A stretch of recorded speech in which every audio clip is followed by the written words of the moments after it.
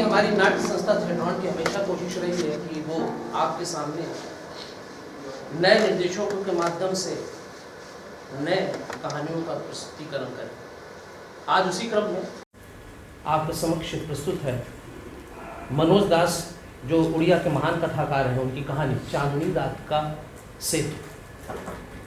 दोस्तों, हमने इस नाटक के माध्यम से कोशिश कर रहे हैं उल्टी परिपाटी की।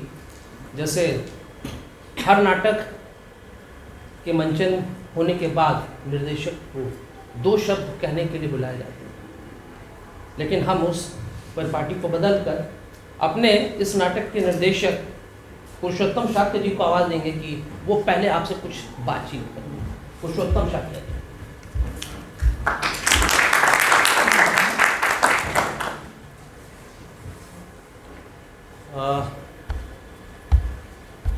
मेरे कुछ सवाल हैं, नाटक से संबंधित हैं और जीवन से संबंधित है। सवाल ये है, एक सवाल है पहला कि शायद आप सभी लोग जवाब दें, अगर दे सके तो अच्छी बात है, सब अपनी अपनी राय रख सकते हैं।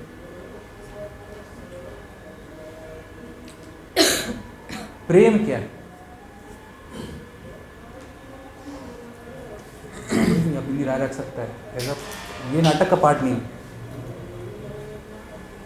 दे सकते हो आप लोग कोई भी देना चाहें, एक शब्द में दे सकते हैं या पूरी लाइन में दे सकते हैं। सुकून। सुकून और एहसास। एहसास। और कोई? घूम। क्या? घूम। और कोई है? समर्पण। अच्छी बात है, उन्होंने ढूंढ हंसने की कोई बात नहीं है, बहुत अच्छी बात है। समर्पण। और पूजा। त्याग। त्याग। इबादत। इबादत।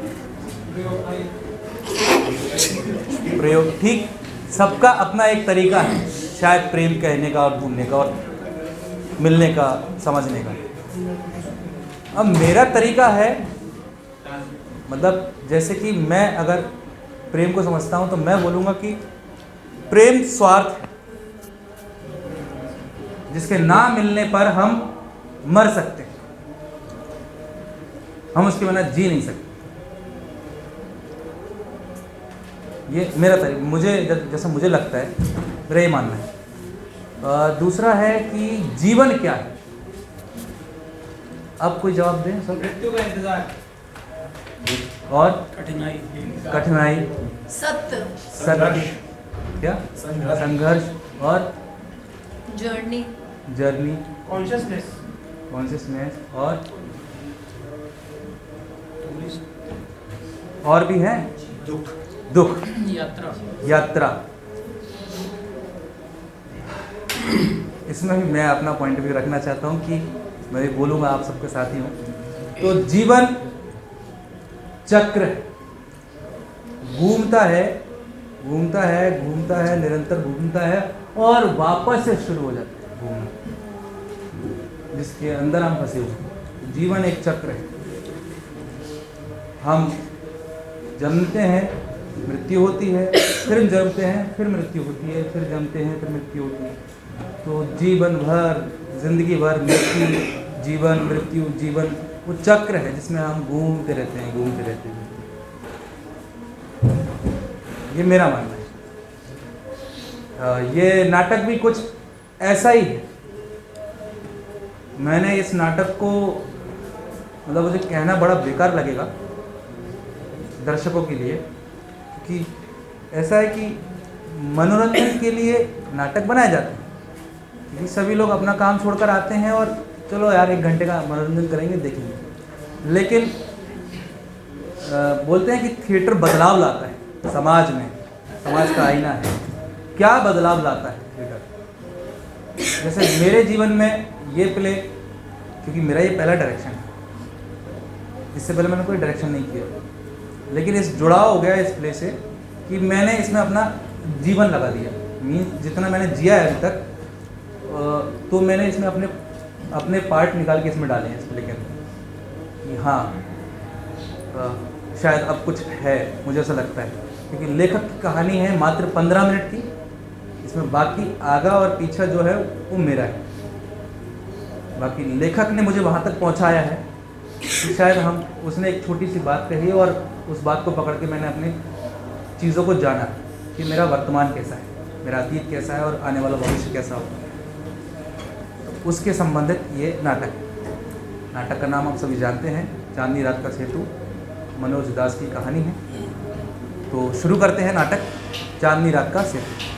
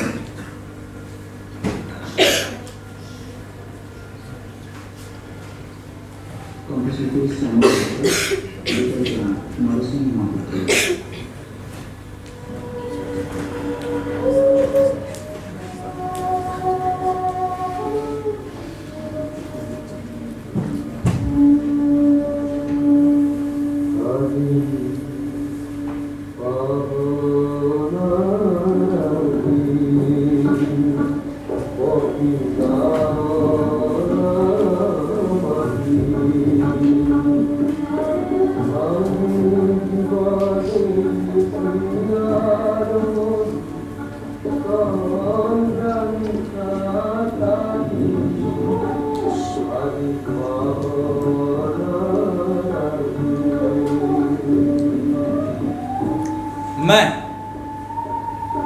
अभी इस वर्तमान से निकलकर भविष्य की बूढ़ी उम्र में जाना चाहता हूं, जहां से खड़े होकर मैं चल रहे अपने इस वर्तमान को साफ देख सकूं। मैं वो सब देखना चाहता हूं कि कहा क्या है ऐसा जो छूट रहा है मेरे हाथों से, जिसे मैं समझ नहीं पा रहा हूं। मेरा परिवार, मेरे दोस्त या मेरी वो प्रेमिका जिससे मैं बेहद प्रेम करता हूं।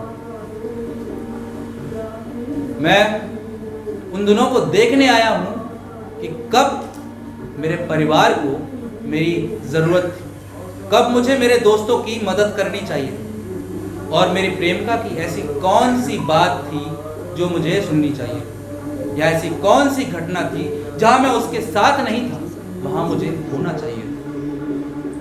मैं वो समय देखने आया हूं अपने वर्तमान से भविष्य की इस बूढ़ी उम्र। पर जब मैं अपने वर्तमान से भविष्य की बूढ़ी उम्र को देखता हूं तो वहां भी मैं खुद को अकेला खड़ा पाता हूं। मेरा परिवार, मेरे दोस्त और मेरी प्रेमिका को याद करते हुए अफसोस जता रहा हूं। मैं वर्तमान में बूढ़ा हुआ।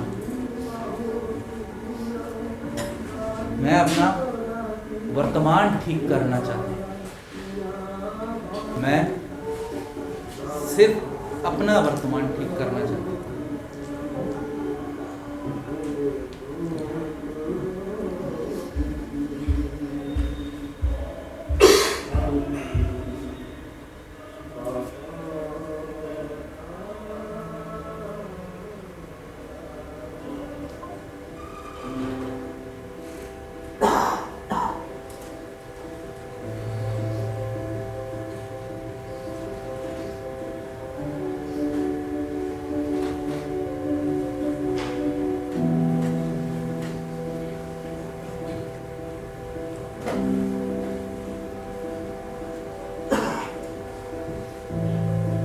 आप धीरे धीरे मरने लगते हैं।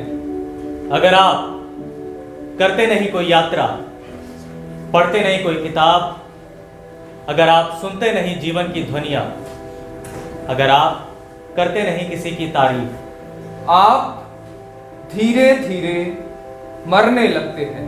जब आप मार डालते हैं अपना स्वाभिमान, नहीं करने देते मदद अपनी और ना ही करते हैं मदद दूसरों की, आप धीरे धीरे मरने लगते हैं। अगर आप बन जाते हैं गुलाम अपनी आदतों के, चलते हैं रोज उन्हीं रोज वाले रास्तों पे, अगर आप नहीं बदलते अपना दैनिक नियम व्यवहार, नहीं पहनते अलग अलग रंग या नहीं बात करते उनसे जो हैं अजनबी अनजान, आप धीरे धीरे मरने लगते हैं।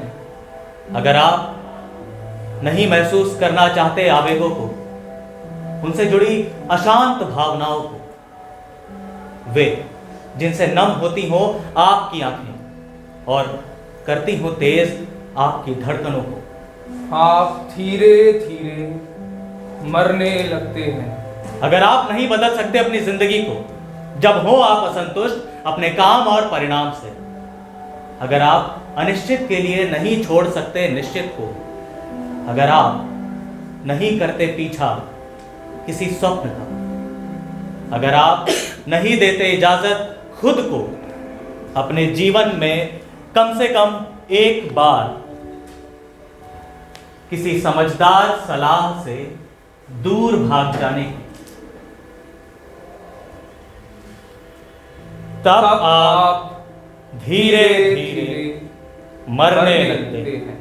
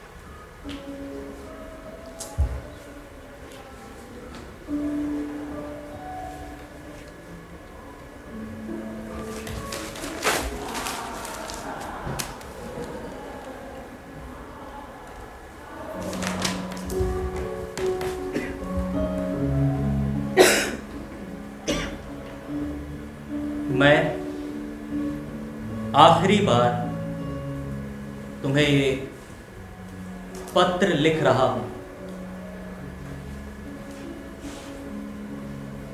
पता नहीं क्यों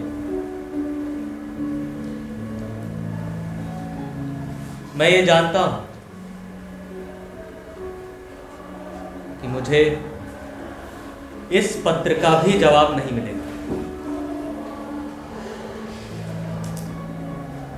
तुम आज मिली हो मुझसे, मैं कितने महीनों से तुम्हारा इंतजार कर रहा हूं।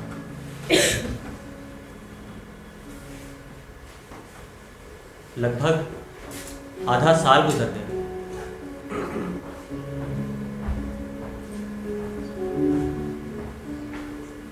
तुमने आज फिर से वो फीकी वाली कॉफी बनाई,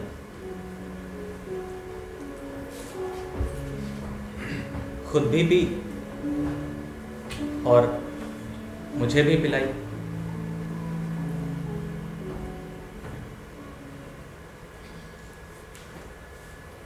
मैं अक्सर तुम्हारे साथ एक कोने की तलाश में रहा।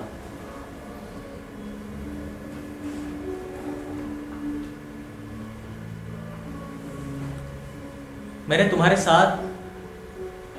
तुम्हारे साथ वो चुप्पी महसूस की जो दो प्रेमियों के मिलने पर हमेशा बनी रहती है।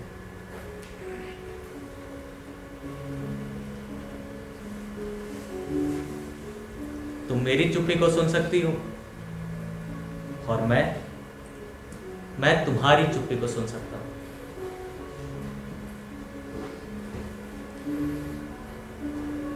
क्या हम दोनों खामोश नहीं हो सकते कुछ देर के लिए, ताकि हम दोनों इस प्रेम की चुप्पी को महसूस कर सकें।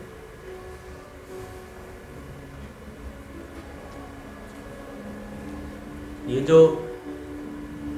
जो तुम्हारा मुझे पास ना आने देना और दूर ना रहने देने के बीच का जो बिंदु है, मैं वहां फंसा रहता हूं।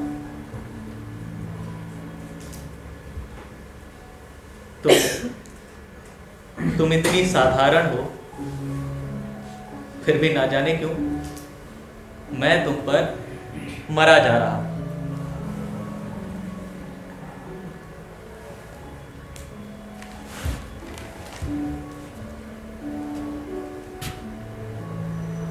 अच्छा लगना प्रेम करना नहीं होता है। मेरे पास कोई वजह नहीं है तुमसे प्रेम करने की,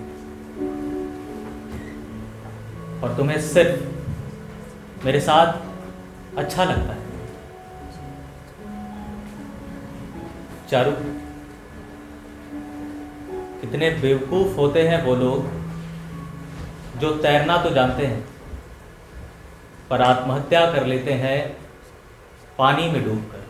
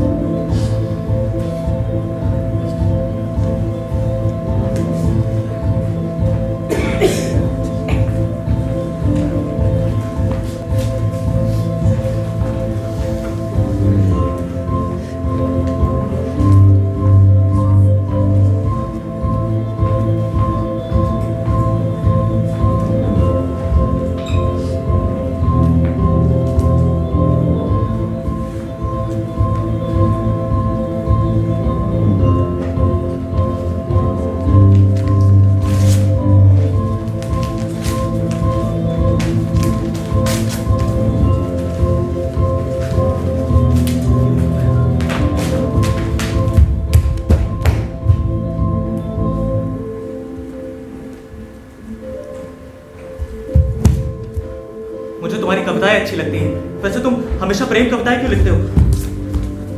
मैंने बहुत बार कोशिश की है कि मैं तुमसे अपने मन की बात कहूं, पर हर बार नाकाम रही।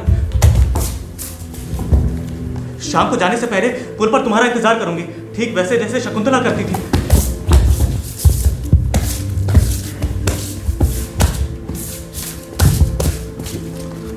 मैंने बहुत बार कोशिश की है कि मैं तुमसे अपने मन की बात कहूं, पर हर बार नाकाम रही।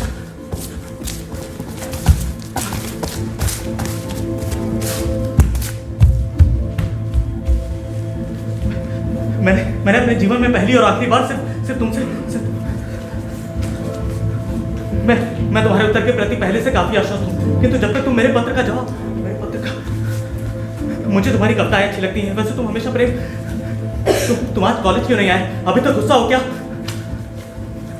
तुम गुस्सा बहुत करते हो, बहुत जल्दी नाराज भी हो जाते हो। बाकी बहुत सी बातें मन में रखी है, जब मिलोगे तब कहूंगी। तुम मिलने आओगे ना? कल के नाटक के लिए तुम्हें बहुत बधाई। मैं तुमसे मंच पर मिलने आने वाली थी, पर फिर नहीं आई। मैंने तुम्हारे सारे पत्र पढ़े और संभाल कर अपने पास रखे हैं। आज उन सभी पत्रों का जवाब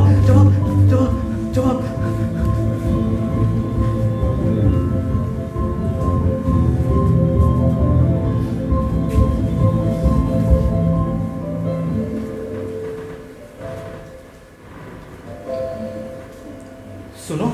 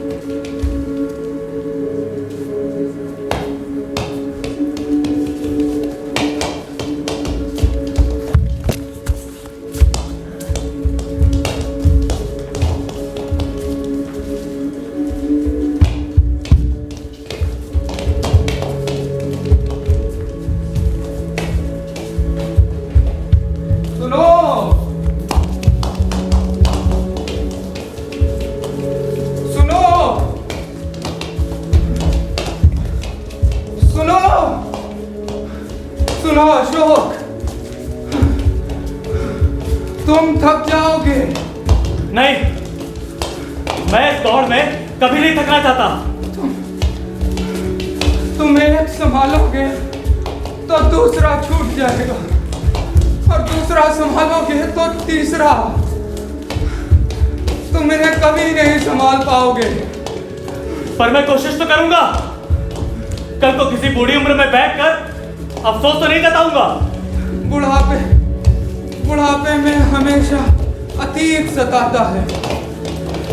हम चाहे लाख कोशिश कर लें, लेकिन हम वर्तमान में वर्तमान को नहीं संभाल सकते। तुमने अपने गुजरे वर्तमान में कोशिश की होती तो तुम मुझे अपने अतीत में कभी धकेलते ही नहीं। तुम्हारे पास अब सिर्फ अफसोस के सिवा कुछ भी नहीं है।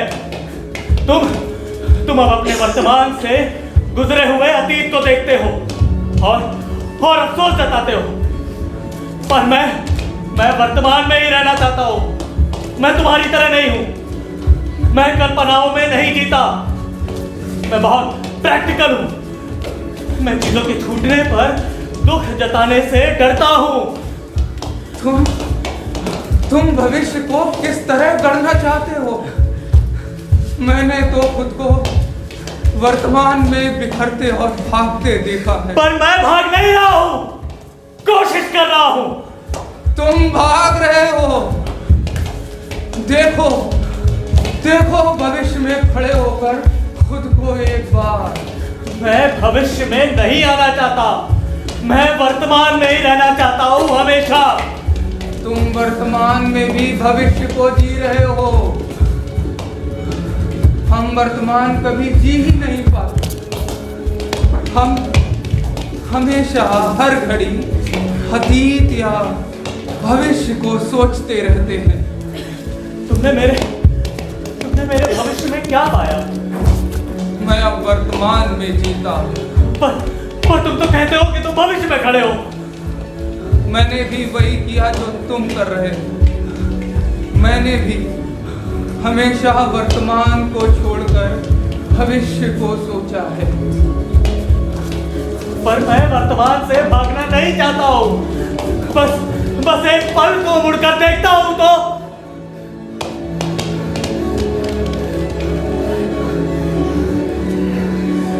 तो घूम फिरकर मेरा अतीत ही मेरे सामने खड़ा रहता है।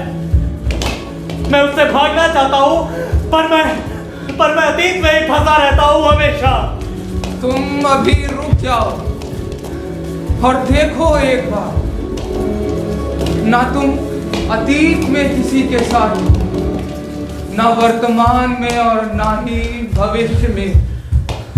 तुम हमेशा अकेले रहे हो और खुद से ही लड़ रहे हो।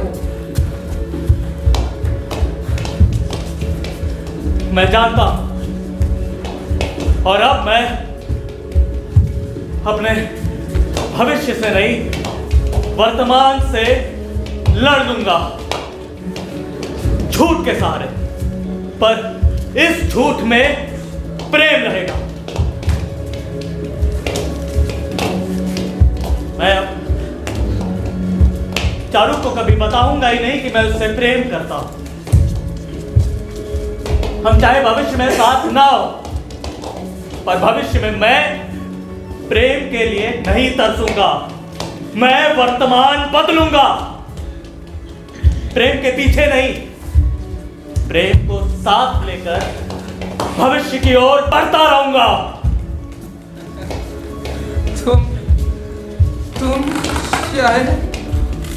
तुम चाहे लाख कोशिश कर लो,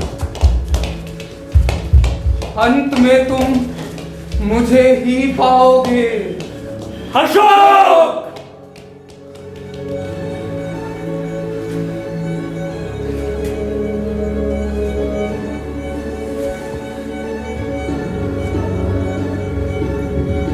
हम सब कर्मा के चक्र में फंसे हुए हैं।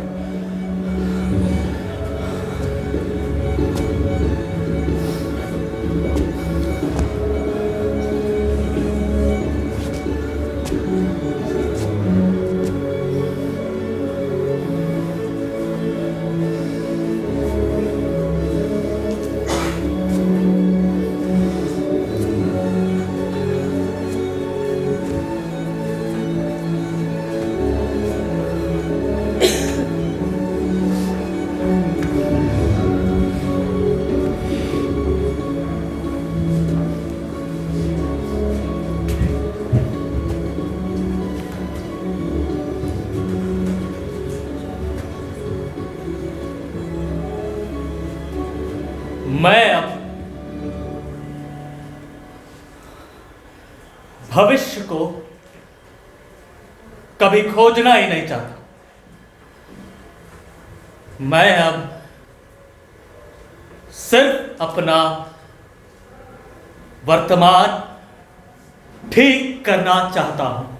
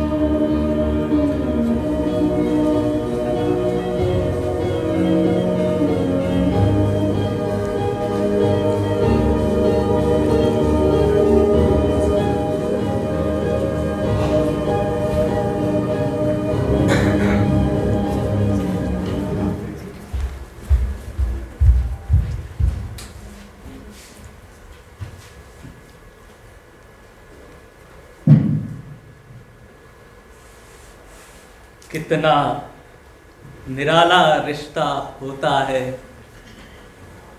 पेड़ का चिड़िया से। वो नहीं जानता कि वो उस पर उतरेगी या यूं ही मंडरा कर चली जाएगी।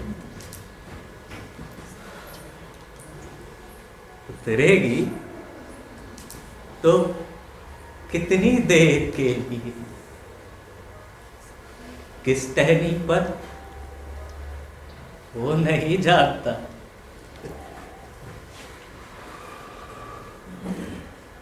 वो यहाँ घोंसला बनाएगी या पत्तों में मुंह छिपाकर सो जाएगी,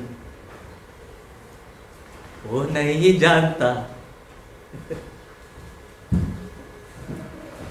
उसके पंखों के रंग उसकी पत्तियों के रंग के जैसे ही है या नहीं, वो नहीं जानता।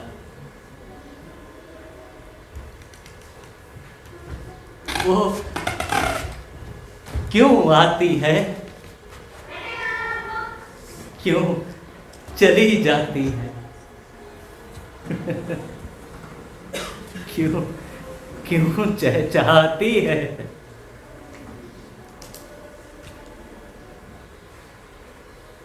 क्यों खामोश हो जाती है, वो नहीं जानता।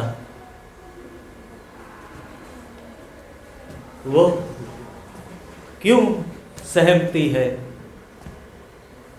क्यों डरती है, क्यों उसे निर्भय गान से भरती है? क्यों उसके फल कुतरती है? क्यों उसकी आत्मा में उतरती है? वो नहीं जानता।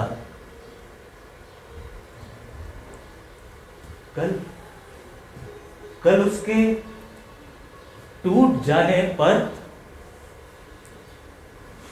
वो कहाँ होगी वो नहीं जानता।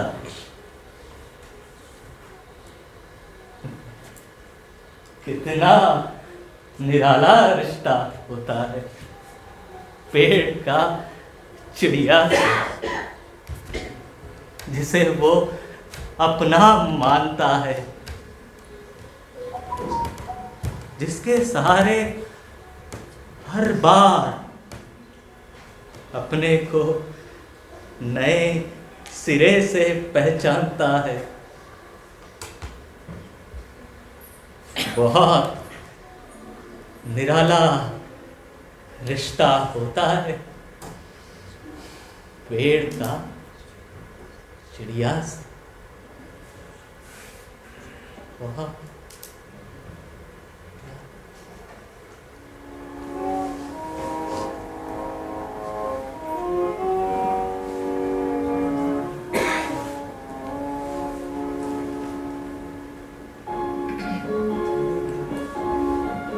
अशोक बाबू, ओ अशोक बाबू,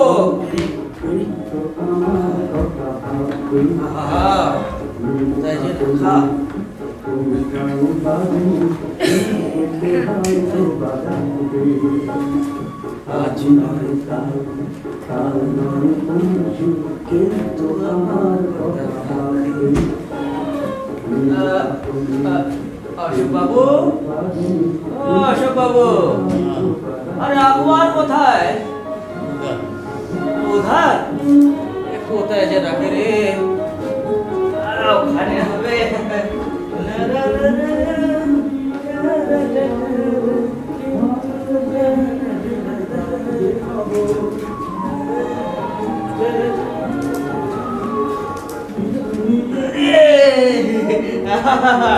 कुर्सी के नीचे है। अरे भाई कुर्सी के नीचे का मिल गया। अरे रेडिएटर सुधीर कहाँ घूमने चलेंगे? अरे और किधर जाएं? वो पुरनो पुल ही तो एक सहारा था, जिधर देखो भीड़ ही भीड़ है। माता पिता और वरिष्ठ नागरिकों के भरण पोषण और कल्याण अधिनियम जो भारत सरकार के मंत्रालय द्वारा शुरू किया गया, नियम लागू हो गया। अरे अरे वाह, ये हलो न्यूज। अशोक बाबू ये देखो नियम लागू हो गया। याद है आपको मेरा वर्मा जी से बहस हुआ था? वो मान ही नहीं रहे थे नियम लागू होगा, और मैंने कहा था, हम बोले ये नियम लागू होगा। भालो न्यूज अच्छे। वाह वाह, तो चलो वहीं पुल पर से घूम आए। देख ले, तुम सब भूल गए हो, वो पुल तोड़ा जा चुका है। और अशोक बाबू, इस बीच हम 1 महीने से जाते क्यों नहीं है? बोलो। हाँ, वही कहूँ। मैं सोचने लगा था कि वो पुल अब दिखाई क्यों नहीं देता। अब मुझे कुछ भी याद नहीं रहता। तुम्हारी बात दूसरी है, तुम तो अभी भी जवान हो। अरे 1-2 साल में हमारी भी उम्र आशिकी हो जाएगी। अरे तुम्हारी उम्र में मैं तो। अरे तुम्हारी उम्र के और भी ज्यादा है। आजकल तो 100 साल जीने वालों की खबरें अक्सर अखबार में पढ़ने को मिलती है। अशोक बाबू, ओ अशोक बाबू, अरे बेटे गालो। ओ अशोक बाबू, सोएगा चुपकी रे? अरे ना सोऊंगा क्यों? वैसे झपकी आ जाती है तो थोड़ा आराम लगता है। सुधीर, चलो उस पुल की ओर चलेंगे। अशोक बाबू, देख रहा हूँ तुम सब कुछ भुला देते हो। भूल जाता, सब कुछ भूल जाता। जब कई बातें भूल जाना जरूरी था, तब ये मन कुछ भी भूलता ही नहीं था। अब बहुत सारी बातें याद रखनी। सुधीर, बुढ़ापे में तुम्हारे पास याद रखने को कोई नहीं होता। श्रुति जो होते हैं उनके मन के रंग अलग होते। हाँ, वे तुम्हारी उन्हीं बातों को याद रखेंगे जिनसे उनके मन के रंग मिलते हो, और जिनसे नहीं मिलते वो आपको भूल जाएंगे। अशोक बाबू, आपने चाय भी नहीं पी, आप क्या ये भी भूल गए? बोलो। ही मन पी गई चाय की तृप्ति से स्थूल चाय पीने की तृप्ति किसी भी दृष्टि से कम नहीं है। अशोक बाबू, जब तुम अध्यापक थे तब जिस तरह से अपने भाषण से लोगों को चमत्कृत कर देते थे, नाटक खेला करते थे, अब देख रहा हूँ उसी ढंग से बोल भी रहे हो। भालो भालो, सच समझे सुधीर, सब कुछ भुला देने से ही सभी शोक की शांति मिलती। अब मैं शांत, बीच बीच में जो सो जाता हूं ना, वही शांति का लक्षण है। एक बार ऐसे सोते में मृत्यु आ जाए बस।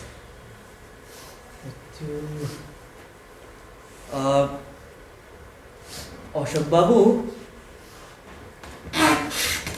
कई दिनों से कुछ कहने की सोच रहा हूँ, आप माफ करोगे तो कहूँगा।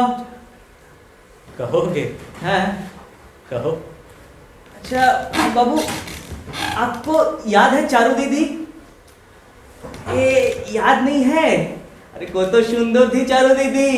अरे उसी चारू दीदी की याद दिला रहा हूँ, तब तुम नए नए अध्यापक बने थे। तुम्हारा पहनावा, तुम्हारा चाल चलन, रंग ढंग और बात करने का स्टाइल, रे बाबा, तुमसे बढ़कर था कोई सब में। अरे तब चारू दीदी हमारे घर में रहकर पढ़ा करती थी, याद है? अरे दूर के रिश्ते की दीदी, मुझसे दो तीन साल बड़ी होंगी, और तुम मुझसे बहुत प्रेम करते थे। अशोक बाबू, अशोक बाबू, अरे तुम सोए गए चुकी रे। अरे ना ना, सोऊंगा क्यों? अरे तो याद आए कि नहीं? अरे बोलते नहीं कुछ भी अशोक बाबू। हाँ, याद नहीं आएगी। अभी अभी तुमने कहा ना, मैं उससे प्यार करता। खूब प्यार करते थे, और करते करते दुबले भी हो गए थे, और वो जो प्यार में दुबला हो गया कि फिर जीवन भर मोटा ना हो पाया। याद है अशोक बाबू, मेरे जरिए चिट्ठी भेजा करते थे, जिसके लिए मुझे खिला पिलाकर इतना मोटा बना दिया कि फिर मैं जीवन भर दुबला ना हो पाया। छाड़ो वो सब बात अशोक बाबू, वो सब बात तो पुरानो थी, किंतु है একটা কথা আছে। एक बात तो है अशोक बाबू, चारू दीदी तुम्हें बहुत प्रेम करती थी।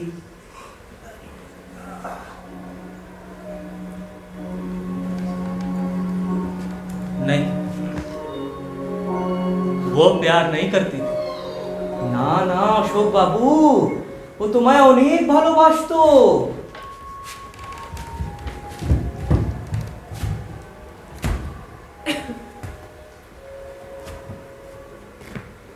मैं भाग्यवान हूं।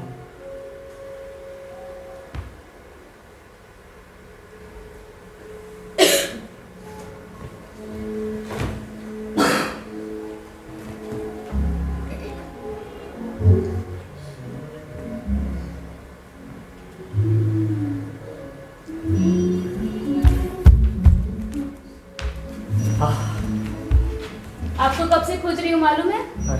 कहाँ चले गए थे? अरे वो अध्यापक महोदय जी ने पकड़ लिया था। वो सब छोड़ो, नाटक कैसा लगा तुम्हें? अच्छा लगा। और ये क्या हाल बना रखा है? मेकअप नहीं उतारा अभी तक? अरे लोग छोड़े तब तो समय नहीं मिल रहा है। और अब कहाँ जाओगी?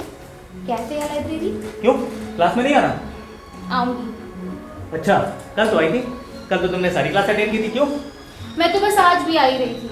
नाटक खत्म होने के बाद आपका इंतजार करती रही। फिर सोचा कल तो इतवार था वैसे, और आज?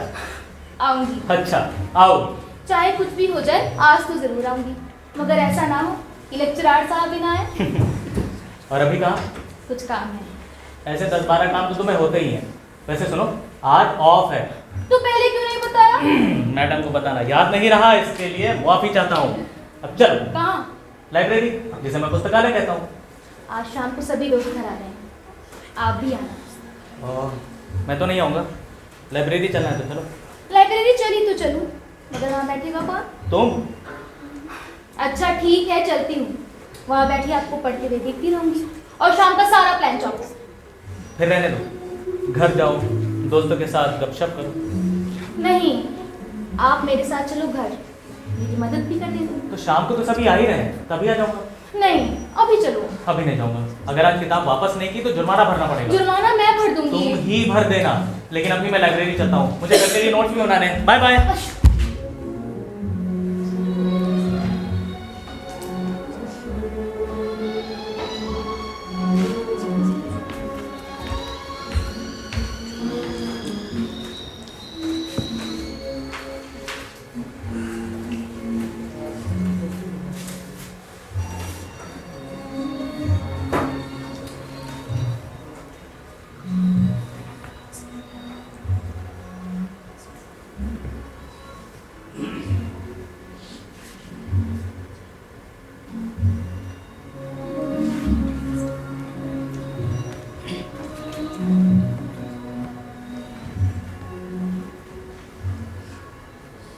अशोक बाबू,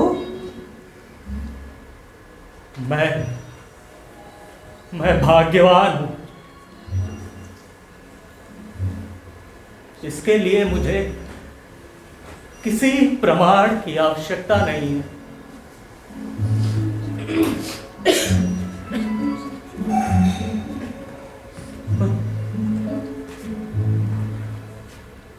सुधीर,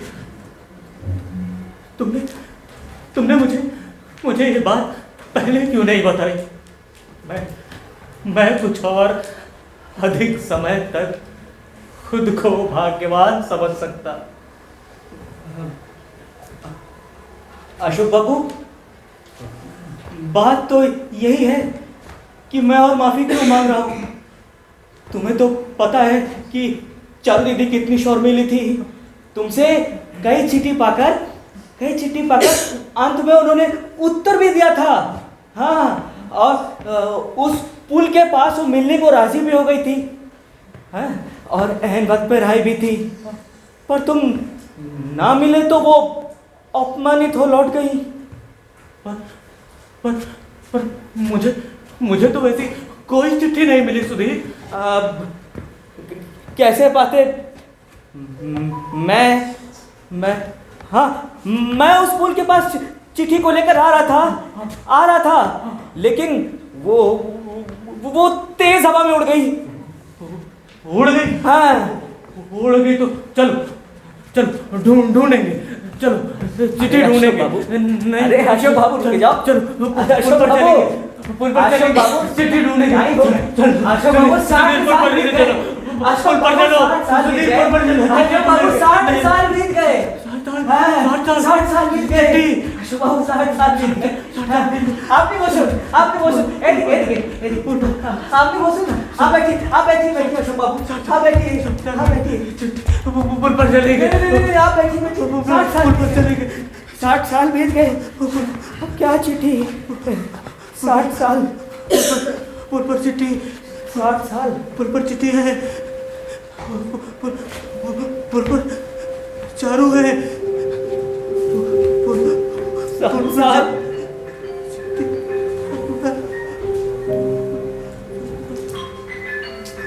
60 साल।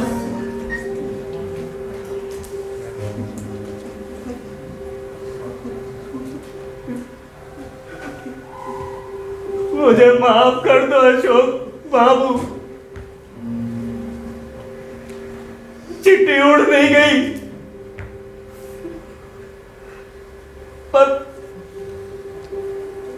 पर सच बात तो यह है कि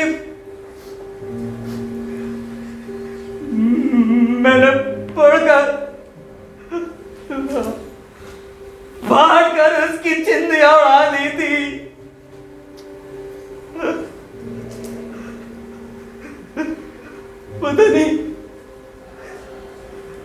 पता नहीं मैंने वैसा क्यों किया। चारू दीदी के लिए मुझ में काफी श्रद्धा भावना थी। अरे मैं तो उसका भला ही चाहता था। अरे तुम्हारे व्यक्तित्व के प्रति भी मुझ में काफी आदर की भावना थी अशोक बाबू। पर पता नहीं मैं तुमसे डरा करता था कि चारू दीदी तुम्हारी हो जाए तो तुम मेरा उन पर से अधिकारी छूट जाएगा।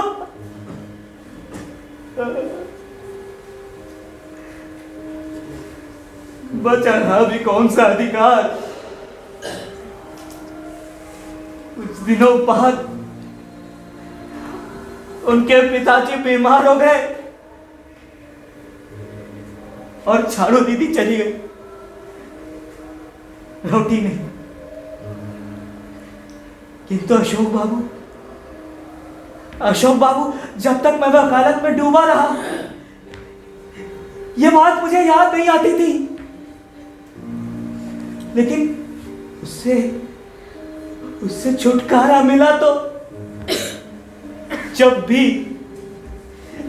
हम उस पुल पर गए, जब भी इन 10 सालों में हम उस पुल पर गए, उस स्मृति ने मुझे पीड़ा ही पहुंचाई अशोक बाबू।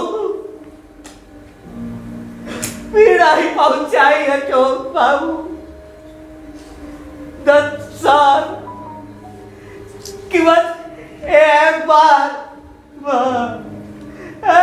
बार तुम्हें सब कुछ सच बता दूं, लेकिन यही सोचते कह नहीं पाता था अशोक बाबू। मुझे माफ कर दो अशोक बाबू, मुझे माफ कर दो अशोक बाबू, मुझे माफ कर दो बाबू। अरे अशोक बाबू, आप यहाँ? आपकी मिसाल ने ही तो मुझ में इतनी ताकत बनाए रखी है, लेकिन आप पुल पर से इतनी जल्दी कैसे आ गए? मैं सो रही था, देखा आपको, कुछ ढूंढ रहे थे। अब क्या है कि वहां जो पत्थरों का ढेर है ना, उसे लांघकर आप तक आ पाना बहुत मुश्किल था। और जब मैंने पीछे मुड़कर देखा तो अशोक भाई जा चुके थे, और यहाँ कब आ गए वो?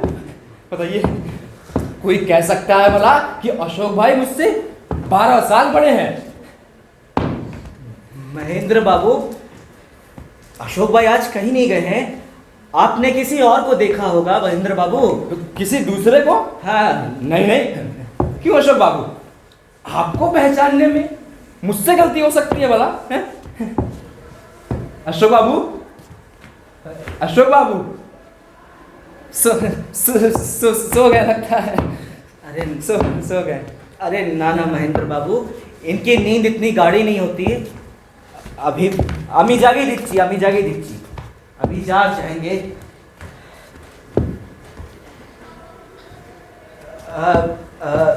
अशोक बाबू, अशोक बाबू, अशोक बाबू, अशोक बाबू,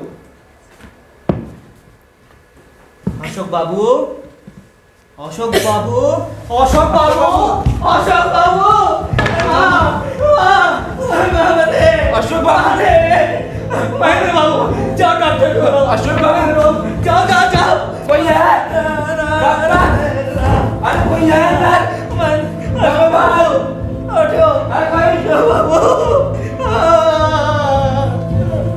अशोक बाबू।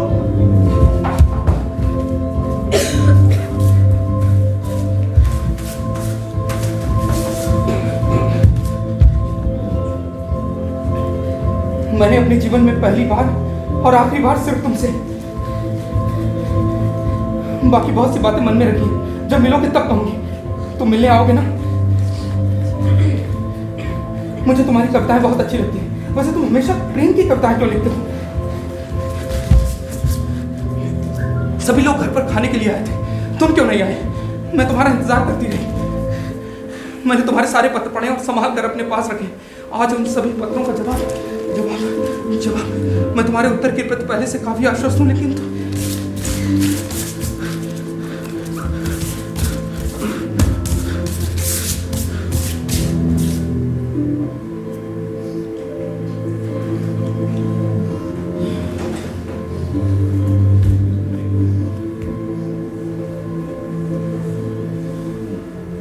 सुनो,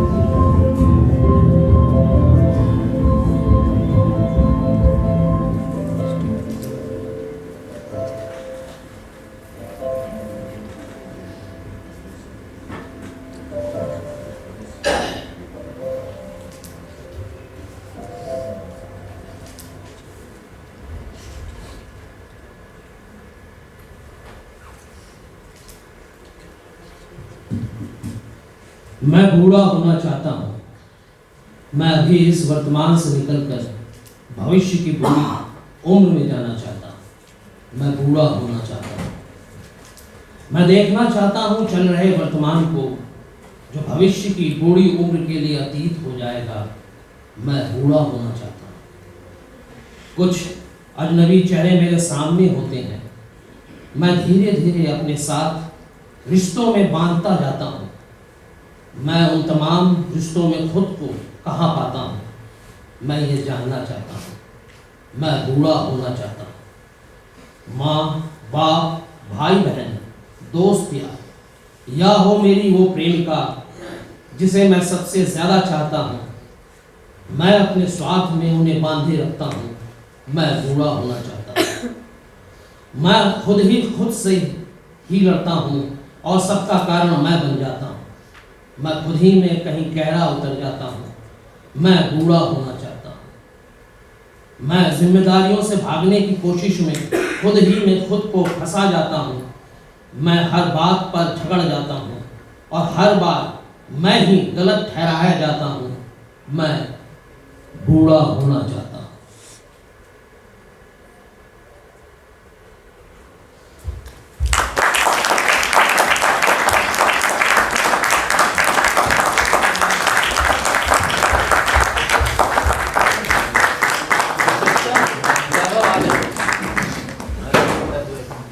ये थी हमारी आज की प्रस्तुति चांदनी रात का से।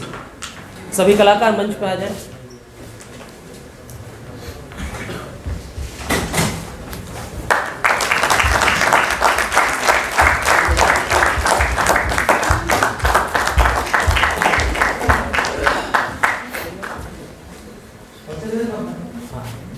हमारे साथ संगीत संचालन में थे वैभव।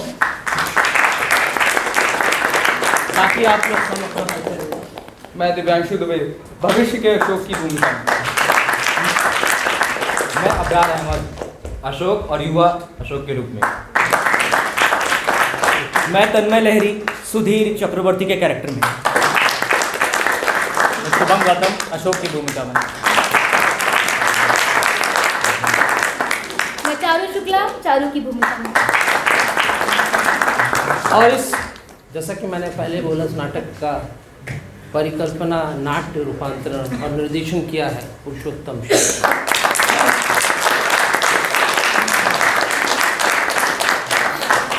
दोस्तों, ये थी हमारी आज की प्रस्तुति।